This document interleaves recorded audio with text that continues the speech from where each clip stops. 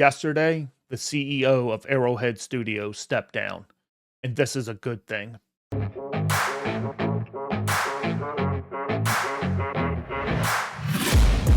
So yesterday, the Arrowhead CEO pulled a Linus and stepped down and is now the chief creative officer. I think this is a great move just all around. It's going to be great for him. It's going to be great for the game. The guy's obviously good. He's obviously talented. He worked as the director on Gauntlet, the director on Helldivers 1 and 2.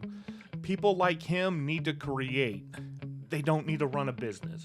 I think him stepping into the role wasn't a bad idea before Helldivers became the giant that it is now, but they were a small studio, and now they have a big, popular game with a giant publisher like Sony. So you kind of have a creative mindset versus a business mindset. It's going to cause some issues. Let's just let Suits deal with Suits. Use your talents to make good games. I think the PSN issues could have been handled better from someone with a different mindset. The game also wouldn't be in the state that it's in balance-wise because he couldn't devote his full attention to that. And all that shows me is a guy that's stretched too thin and not playing to his strengths. I think, again, the balance team is at fault. Indulge me here. I think this is his low-key acknowledgement that the balancing has been a little bit out of control, plus all the complaints on his tweet about whether or not they should release the war bonds with the PSN issues and all that drama going on.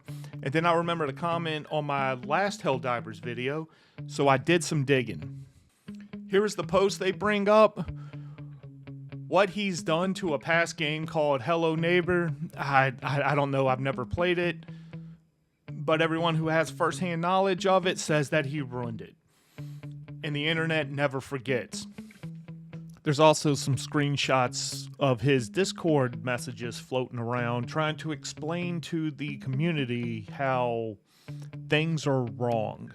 But obviously he doesn't play. Like right here, we're looking at after we fixed the ricochets, people started testing the eruptor more and confused ricochet for shrapnel. Come to find out the shrapnel was ricocheting back and hitting, so to me it's a ricochet issue either way.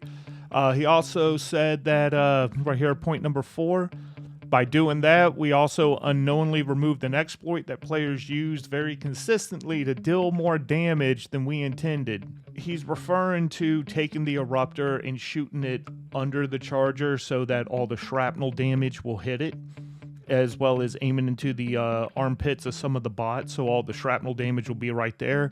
And he didn't like that much. He didn't like players using game mechanics in a effective manner against other enemies.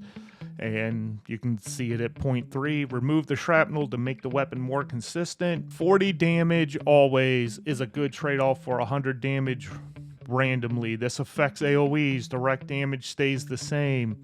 So it was supposed to be a win-win for all. There he is. He's pushing back, proving that he doesn't really play the game.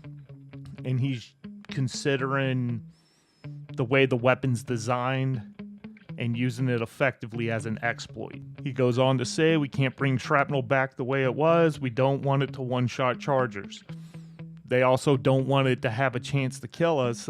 All that's easily solved by just getting rid of Ricochet, but I digress. Plus, rumor has it that he checks basically what amounts to hype videos and TikToks about how awesome a gun is, and then nerf them based on that and how many people are using it instead of actual game data.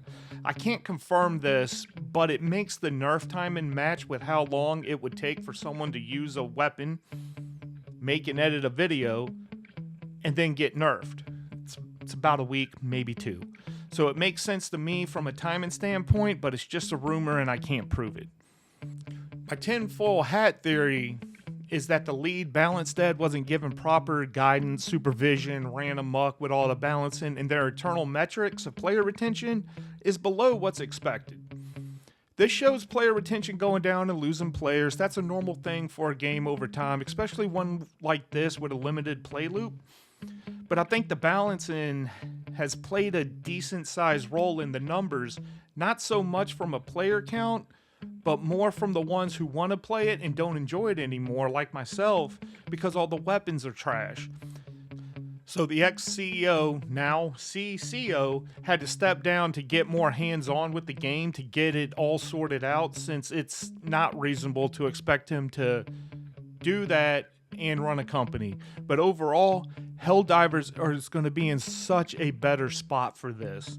I give it 3, maybe 4 months, and it'll be back to resembling what it was at launch.